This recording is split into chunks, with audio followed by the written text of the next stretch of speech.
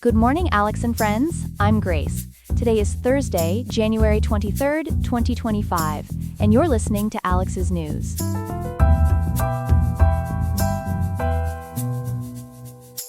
The weather in Riverside will be mild today with a high of 75.1 degrees and a low of 66.5 degrees Fahrenheit. Coming up, we'll examine the Department of Justice's decision to temporarily suspend civil rights investigations and what this means for ongoing cases. Then, we'll hear from an economist who survived a wildfire and is now working to solve California's growing insurance problems. Finally, we'll explore new research about the impact of military weapon blast waves on brain health and what this means for service members. All this and more, coming up on Alex's News. Stay tuned.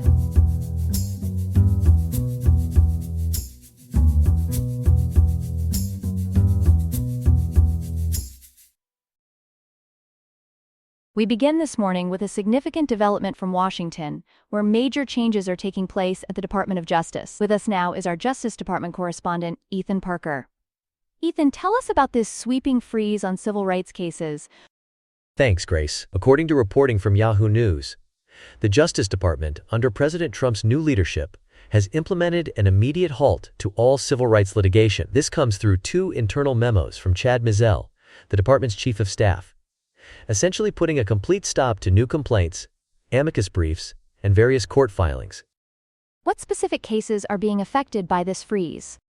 The New York Times has revealed that this particularly impacts two major consent decrees that were negotiated during the final months of the Biden administration. We're looking at police reform agreements in both Louisville, Kentucky, which stemmed from the Breonna Taylor case, and Minneapolis, Minnesota, following the George Floyd murder investigation. Can you explain what exactly a consent decree is for our viewers? Of course. A consent decree is essentially a legally binding agreement between the federal government and local authorities that requires specific reforms and oversight. These are typically used to enforce civil rights improvements in areas like policing or institutional practices. And who's leading this new direction at the Civil Rights Division? According to the Las Vegas Review-Journal, conservative attorney Harmeet Dhillon is set to lead the Civil Rights Division. Under her upcoming leadership, there's now a mandatory review of all consent decrees that were finalized in the last 90 days of the Biden administration. How does this compare to previous Trump administration policies?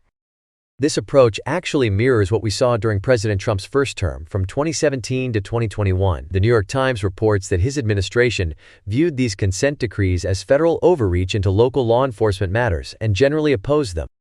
Beyond policing, what other areas might be affected? The implications are quite broad. The New York Times indicates this freeze could impact cases involving discrimination based on race, ethnicity, gender, sexual orientation, and disabilities. It's part of a larger effort by the Trump administration to roll back diversity, equity, and inclusion programs across the board. Thank you for that comprehensive breakdown, Ethan. We'll certainly be following this story as it develops. We turn now to a developing story about California's ongoing insurance crisis. Joining us to discuss this critical issue is our economic correspondent, Chloe Martinez. Chloe, what's the latest on this situation? Thanks, Grace. California's insurance market is currently experiencing what experts are calling a severe crisis, with major insurers pulling out of the state entirely. According to recent Perplexity API reporting, companies like State Farm and Allstate have completely withdrawn from the California market, citing unsustainable losses from wildfires and restrictive regulatory frameworks. What's driving these companies to make such dramatic decisions?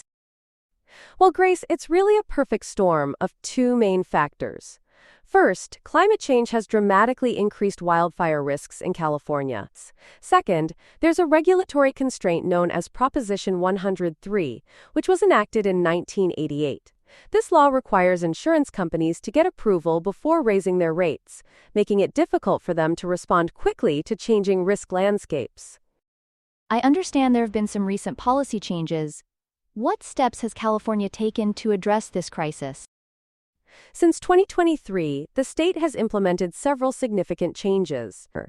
Perhaps most notably, they've introduced new regulations allowing insurance companies to factor climate change risks into their pricing models.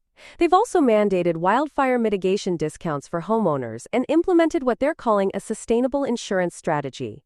This requires insurers to write policies for at least 85% of their statewide market share in high-risk areas. How are these changes affecting California homeowners? The impact has been substantial, Grace. Some homeowners have seen their premiums skyrocket by up to 300%. Many residents have been forced to turn to the California FAIR Plan, which is the state's insurer of last resort. What many viewers might not know is that the FAIR Plan often requires additional supplemental policies, which ends up making insurance even more expensive for homeowners. Are other states facing similar challenges? Yes, they are. According to recent data, Florida has been particularly hard hit, with over 1.4 million property owners now covered under their state-sponsored Citizens Property Insurance Corporation as of October 2023. Louisiana has also been struggling with similar issues, especially in the aftermath of major hurricanes. Thank you for that comprehensive update, Chloe. We'll continue to follow this developing story. Here are some other headlines. In a significant diplomatic development, Saudi Crown Prince Mohammed bin Salman has announced plans to invest $600 billion in the United States over the next 4 years. The announcement came during a congratulatory call with President Trump following his inauguration. Retail giant Costco is standing firm on its diversity policies, even as other major U.S. companies scale back their DEI initiatives. The company faces pressure from conservative groups, but maintains that diversity efforts are crucial for business success. Several other corporations, including Walmart and Ford, have recently discontinued their DEI programs. CNN is implementing substantial workforce reductions, cutting approximately 200 jobs as part of its strategic shift toward digital operations. CEO Mark Thompson described the 6% staff reduction as an unwelcome but inevitable part of the change process. The network's parent company has committed $70 million to digital initiatives. NATO's lowest-spending members are facing challenges meeting Trump's proposed military spending target of 5% GDP, significantly higher than the current 2% requirement. The increase would particularly impact smaller economies within the alliance, potentially requiring substantial budget reallocations from other critical sectors. Episcopal Bishop Marion Boudet has drawn both criticism and support following her recent sermon at a prayer service attended by President Trump. The bishop's appeal for mercy toward LGBTQ individuals and immigrants prompted sharp criticism from Trump and some supporters, including a controversial deportation suggestion from Representative Mike Collins. The Episcopal Church has stood firmly behind Bishop Boudet, affirming her role as a trusted pastoral voice. For our third story this morning, we turn to an important development in military medical research. Joining us now is our health correspondent Ethan Parker to discuss new findings about how military weapon blasts affect the brain. Ethan? Thanks, Grace.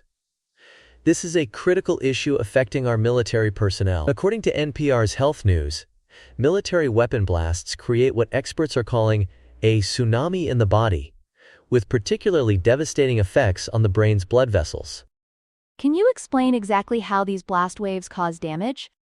Dr. Ibolja Cernak from Belmont University explains that when a blast occurs, it creates high-pressure shock waves that surge through the body. These waves cause a dramatic spike in blood pressure, which essentially stretches blood vessel walls and can lead to what medical professionals call cerebral vasospasm and diffuse axonal injury.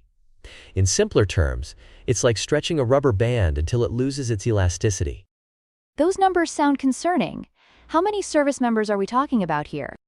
The scale is significant. According to Veterans Affairs data, more than 185,000 veterans have been diagnosed with at least one traumatic brain injury, or TBI. What's particularly noteworthy is that about 20% of U.S. forces who served in Iraq and Afghanistan experienced head injuries, with 83% of these being classified as mild TBI.